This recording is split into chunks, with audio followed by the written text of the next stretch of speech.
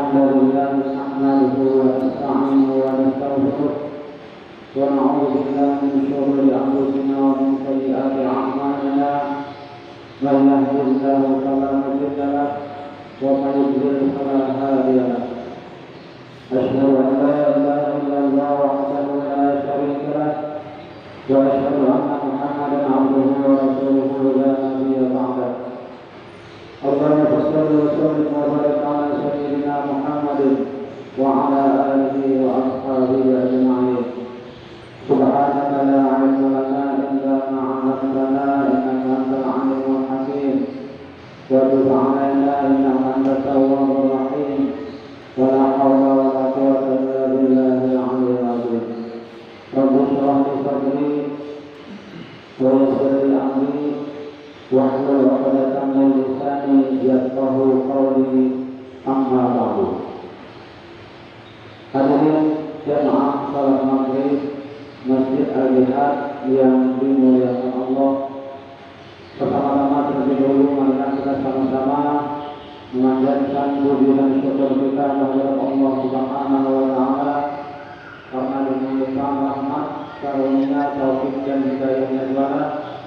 Kembali kita pada malam hari ini kita dapat melakukan kaki menuju Masjid Al-Jihad ini dalam rangka kita sama-sama melaksanakan kewajiban-kewajiban kita selaku umat yang beragama Islam, yaitu kita diwajibkan untuk senantiasa sholat 5 waktu dalam sehari semalam, dan kita sudah melaksanakan dari sholat maghrib secara berjamaah. Kemudian sambil kita tunggu tibanya waktu isya, maka kita kerjakan kewajiban-kewajiban yang lain, yaitu kita menunggu di dalam masjid ini. Sambil menunggu kita menuntut ilmu atau mencari ilmu agama, karena mencari ilmu agama pun itu adalah merupakan kewajiban. Karena ada hadis Nabi Muhammad SAW mengatakan, "Thalabul ilmi fariidatun 'ala kulli muslimin al-kulli muslimin wa muslimatin al-akhir." Yang artinya menuntut ilmu itu merupakan suatu kewajiban bagi setiap muslim laki-laki maupun perempuan. Dan marilah kita sama-sama dengan niat kita, dengan niat awal itu an-amtasilah biadhan masjid sunatan lillahi ta'ala, sengaja saya beraktivitas di dalam masjid ini sunatan tasbih karena Allah Ta'ala. Hadirin jamaah salat maghrib Masjid Al-Jihad yang dimuliakan Allah, jadi kita melanjutkan pelajaran kita, yaitu yang kemarin kita sudah mempelajari rukun mandi. Ya, kemarin rukun mandi yaitu ada 2. Yang pertama, niat ketika kita meletakkan air, ketika kita membasuh anggota badan kita. Dari mana kita membasuh? Misalnya dari kepala, nah dari situlah kita memasang niat. Atau misalnya mulai dari kanan, disitulah kita memasang niat. Atau misalnya kita mandi di sungai, nah di mana kita melakukan niat ketika kita melakukan air, misalnya mulai berarti apa namanya bertajuk kan? Nah disitulah kita mulai memasang niat. Nah tapi kita kebiasaan lah. Kebiasaan yang kita di rumahan ini yang sudah di atas ini biasa itu mandi di rumah masing-masing kan. Saya misalnya ada setting di rumah di bangunan atau hari mati macet dapat mandi kan langsung naik. Nah di dalam mandi itulah kita hati-hati waktu kita menyiram air ke tubuh kita. Nah, jadi harus airnya yang kita sediakan itu benar-benar air mutlak, benar-benar air yang belum dipakai. Dan hati-hati ketika kita mandi itu Kalau misalnya airnya itu ada di belum, ya kan? Hati-hati waktu kita mengambil air, waktu kita menghubungi badan, menyiram ke badan, hati-hati jangan sampai airnya itu terpergi ke dalam jeruk tadi kembali. Maka air yang terpergi tadi satu tetes saja kembali ke jeruk tadi, ya kan?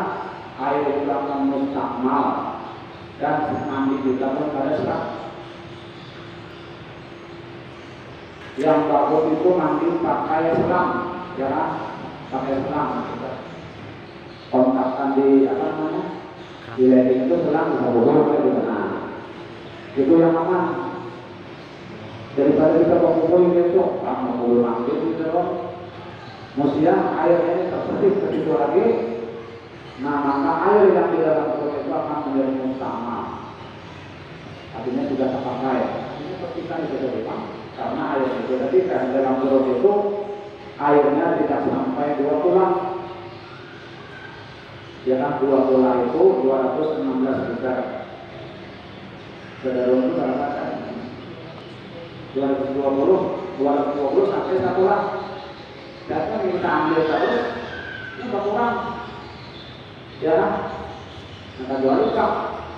Bak mandi bisa besar, itu ada sana ini biar terjadi kadang itu.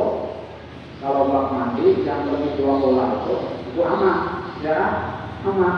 Tapi kalau cuma 1 drum airnya, apalagi kalau sampai 1 drum, nah itu hati-hati kita waktu kita mandi itu jangan sampai air dan bekas kita mandi itu terjatuh ke dalam air yang di dalam drum tadi.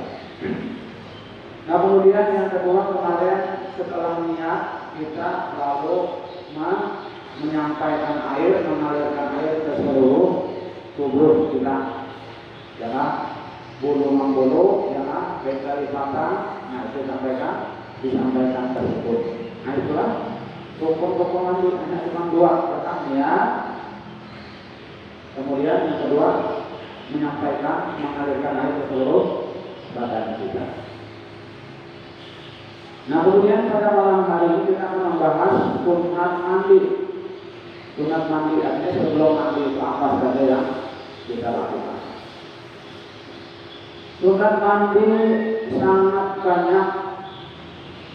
Di antaranya menghadap kiblat sunat, menghadap ke arah kiblat sunat mandi.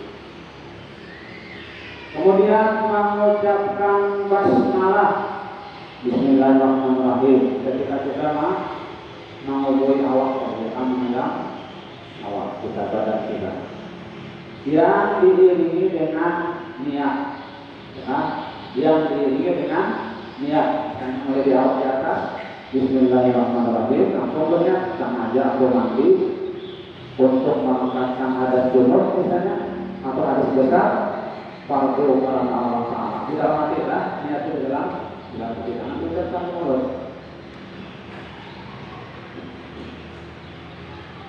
Dan di antaranya lagi sunat mandi itu berkumur-kumur sebelum mandi lah.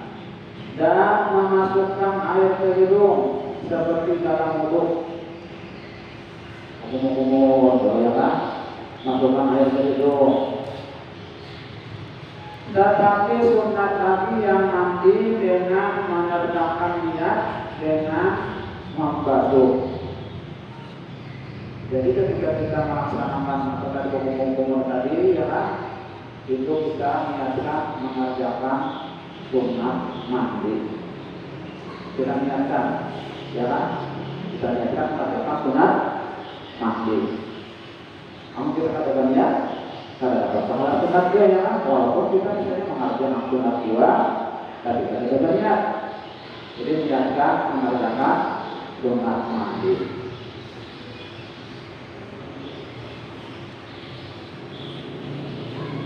Setelah selesai beristinja, hendaknya dibasuh lagi, karena terkadang lupa menyampaikan air ke tempat itu. Ya, setelah beristinja beberapa sahabat berbantu pakangan penghulu ya, misalnya BO dahulu. Setelah itu Anda juga mandi ya. Nah. Kemudian setelah selesai beristinja, saya akan dibantu lagi karena terkadang lupa menyampaikan air ke tempat itu, maka tidak sah mandinya, atau sekalipun tidak lupa namun ia ingin menyentuhnya dengan tangannya pada saat membasuhnya, maka batallah wudunya jika disentuhnya dengan tidak berlapis. Artinya ini nanti kita sentuh ini alat kelamin kita lah. Apabila kita suka, misalnya kita anak mandi, lalu tadi kita itu apa? Membaca basmalah, ya ada mungkin ada kiblat, seperti itu lagi, kumur-kumur, masukkan air ke hidung, ya kan? Setelah kita seperti dalam wudhu. Nah kemudian juga berwudhu, sebelum mandi itu kita berwudhu, itu termasuk juga sunat mandi. Jadi kalau kita misalnya tidak berwudhu, ya kan? Saja kayak lagi alat kelamin kita mau berwudhu kan, nah berarti wudhu kita itu batal lagi, batal lagi wudhu kita, ya. Berarti kan kita berlapis, kecuali kan kita bersama.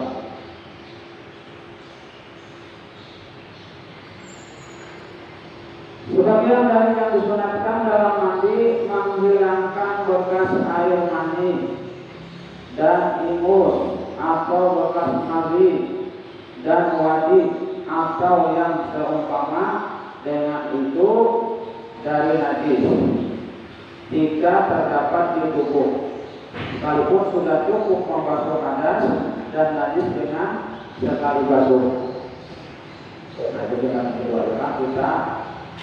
kita bersihkan bekas-bekas air yang ada di tubuh kita, bekas air mani kah, bekas wadi kah, atau bekas harimau, ya. Nah itu kita bersihkan dulu dari tubuh kita.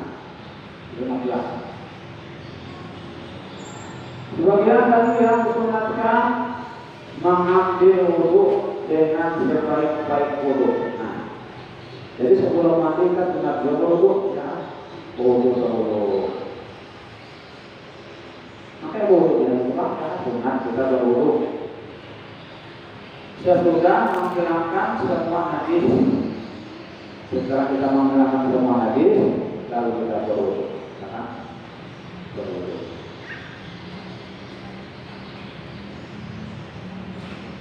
Dan sunat mendahulukan wudhu dari mandi atau mendahulukan sebagian dan menunda sebagiannya dan dijadikan wudhu pada pertengahan mandi. Apa misalnya setelah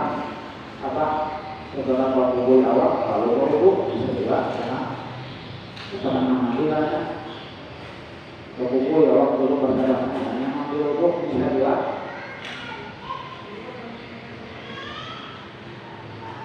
Tetapi mendahulukan wudhu dari mandi itu yang lebih afdal, lebih utama, ya kan? Yang mendahului wudhu dari mandi itu yang lebih baik, kita bilang dari wudhu dulu, dari mandi. Jika janabatnya tidak bercampur dengan hadas kecil, maka hendaklah diniatkan wudhu yang dikerjakannya itu sunat mandi.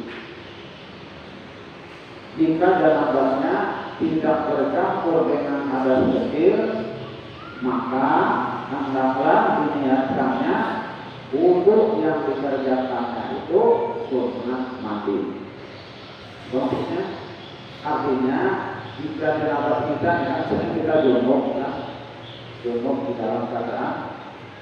Tapi sebelumnya itu kan kita berwudhu, sebelum mandi orang kita berwudhu, sebelum tidur misalnya kita berwudhu, ya berwudhu sebelum tidur. Lalu kita junub. Nah berarti kan junub kita itu kalau bercampur dengan hadas kecil karena ya hadas kecil dalam keadaan suci kita dalam keadaan suci. Kalau wudhunya itu tadi diniatkan untuk mengerjakan sunat mandi. Nah, kita juga hendak tidur tadi dalam keadaan wudhu, ya kan? Lalu kita junub, lalu mandi. Nah, mandi apanya? Wudhu sebelum mandi itu tadi kita niatkan untuk mengerjakan sunat mandi. Dan kalau janabatnya masih bercampur dengan hadas kecil, maka diniatkan mengangkat hadas kecil.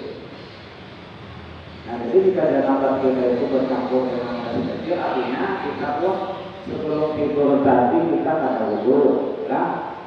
Lalu kita junub, berarti kan kita berhadas kecil juga, ya. Di samping kita junub, kalau hadas kecil ada. Nah, udah itu diniatkan wudhu tadi untuk merangkatkan hadas kecil. Atau seumpamanya dari segala niat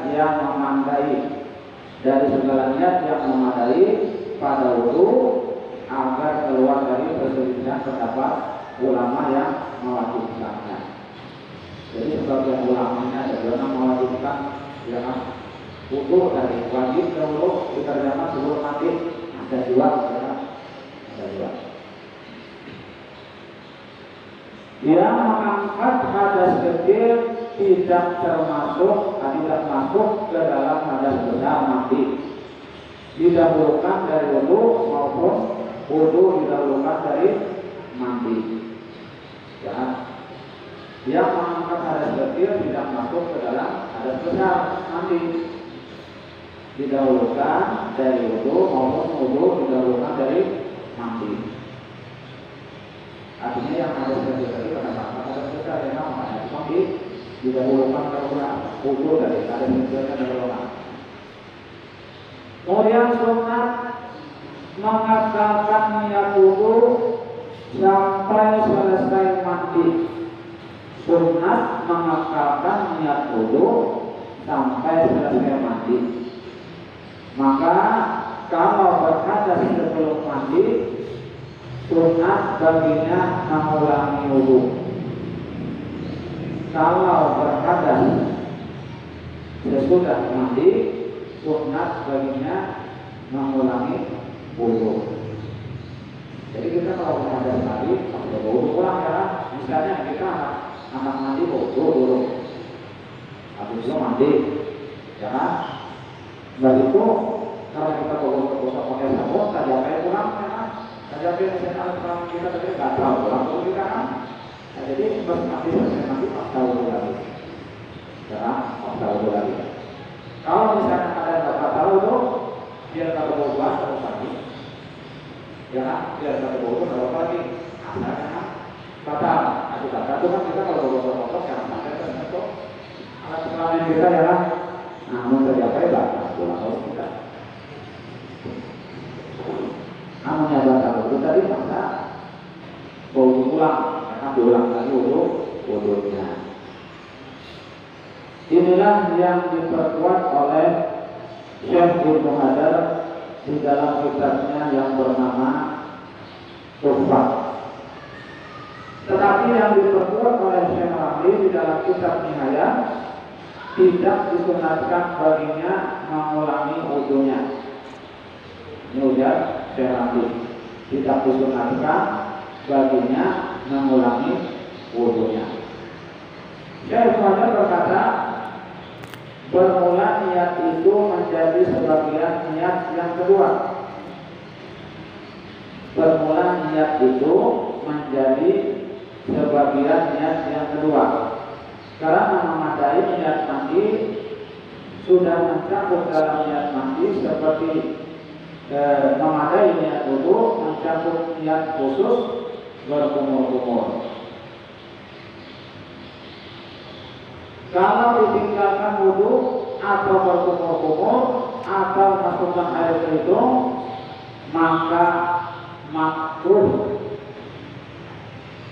maka makruh. Dan sunat menyampaikan air sebelum berwudu dengan sungguh-sungguh ke seluruh pelipatan tubuh seperti pelipatan perut, dua telinga, pangkal mata, ujung mata, di bawah lubang hidung, karena yang demikian itu lebih meyakinkan sampainya air ke seluruh tubuh dan terhindar dari berlebihan memakai air sebelum mandi.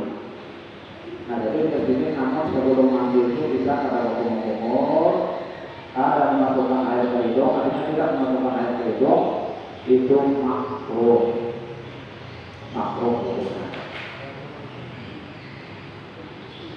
Ya kan? Makruh pokoknya. Nah, jadi kalau kita anak mandi, nah itu makanya kan dikerjakan menghadap kiblat, membaca basmalah, berkumur-kumur, ya kan, sikat gigi, ya maksudnya kumur, ya kan, sikat gigi, potong gigi. Kemudian apa lagi? Berwudu, masukkan air minum. Nah itu banyak sunat-sunat mandi.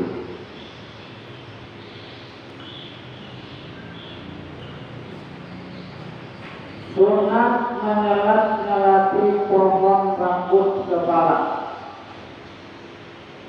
Sunat tadi menyelat-nyelati pohon rambut kepala, bulu muka dan bulu seluruh badan dengan tangan yang basah, umpamanya dimasukkan jari tangannya ke yang ke-10 dan jari tangannya yang ke-10 ke dalam air sebelum memasukkan ke pohon rambut, dan semua bulu muka dan badannya. Jadi maksudnya diserasi jangan di puncak-puncak kepala, jangan atau sama-sama lagi di berlampau, juga kan berlampau disampoi. Nah, kadang rambutnya ada yang kena lambat basah ya, dan kena kali ya, lambat basah. Kalau disampoi, nah itu basah-basah. Berlampau ya.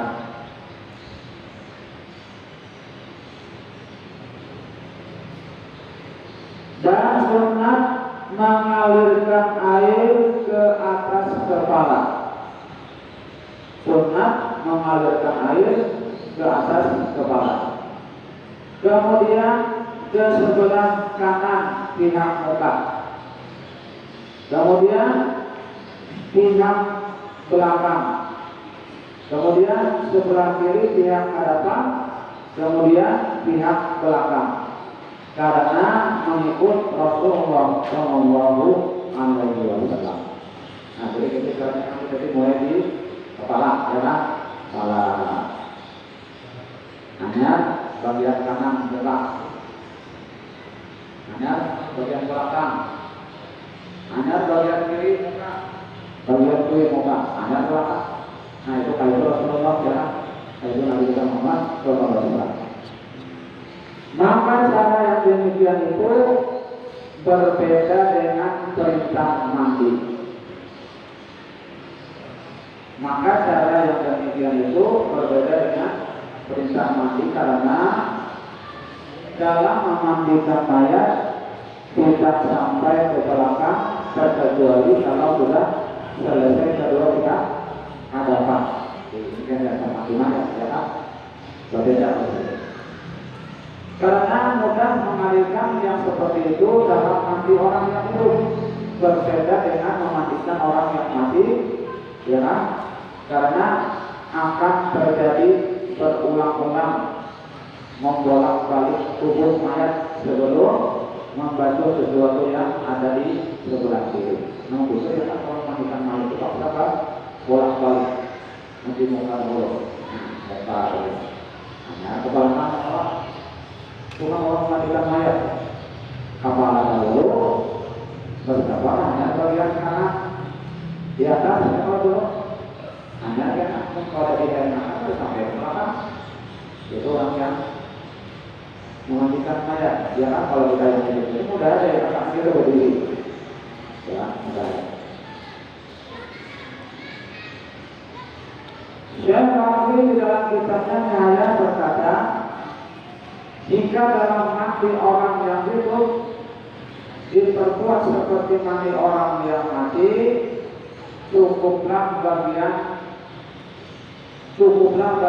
memperoleh pahala sunat bagi pihak hadapan sebelah kanan dan tidak termasuk pihak belakang. Itu dia Syekh Rabi. Dalam mandi orang yang hidup diperbuat seperti mandi orang yang mati, cukuplah baginya memperoleh pahala sunat bagi pihak hadapan sebelah kanan dan tidak termasuk pihak belakang.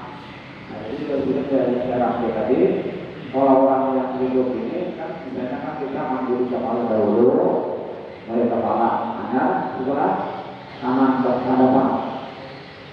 Itu mudah-mudahan sedikit di hadapan ini sudah cukup dapat pahala sunat. Jadi kita perlu ke belakang.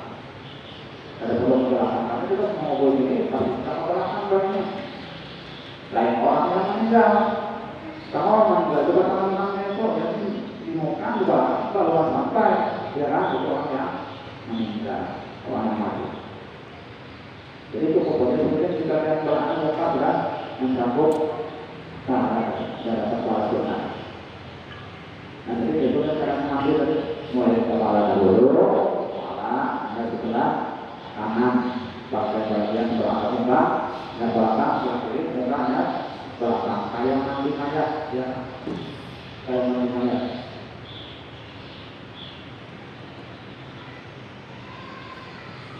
Dan kalau terlambat dari pihak hadapan sebelah kiri, hanya makruh saja. Hanya makruh saja.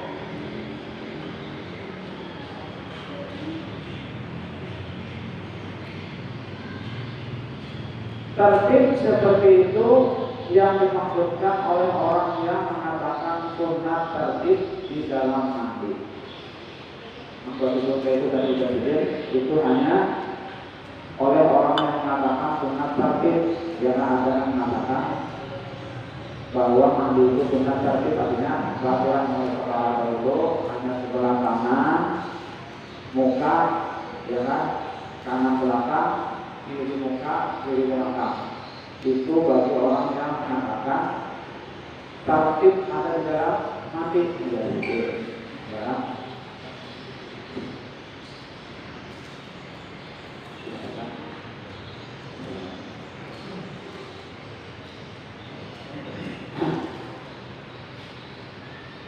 Dan sunat pula menggosok bagian tubuh yang dapat dicapai oleh tangan agar keluar dari perselisihan pendapat para ulama seperti menurut Imam Maliki dan Mazni yang mewajibkan menggosok.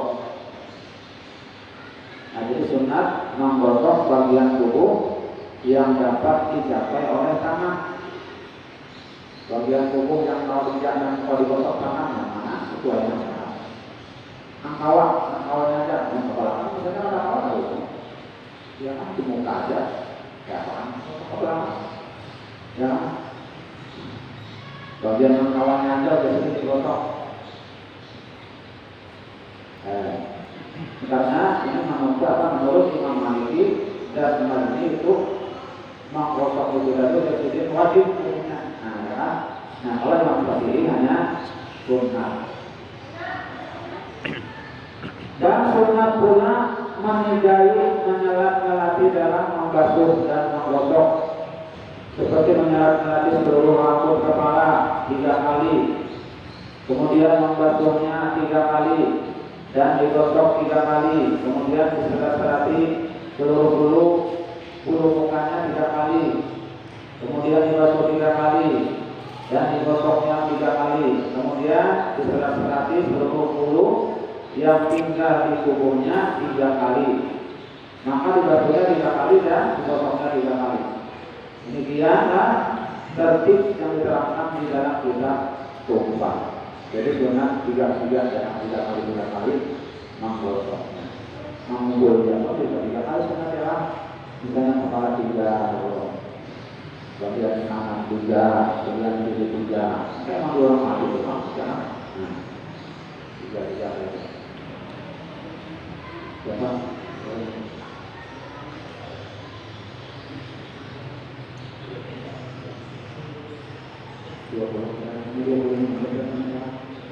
Nah ya, sampai di sini dulu, jangan dapat orang sampaikan. Mudah-mudahan itu banyak ada manfaatnya dari kita dan mudah-mudahan Allah langsung kepada saudara kita, satu orang tua kita, guru kita tidak bersama dengan muslimat dan mudah-mudahan kita kepada Sekian yang dapat disampaikan, mohon maaf apabila kekurangan, bila ada hidayah. Wassalamualaikum warahmatullahi wabarakatuh.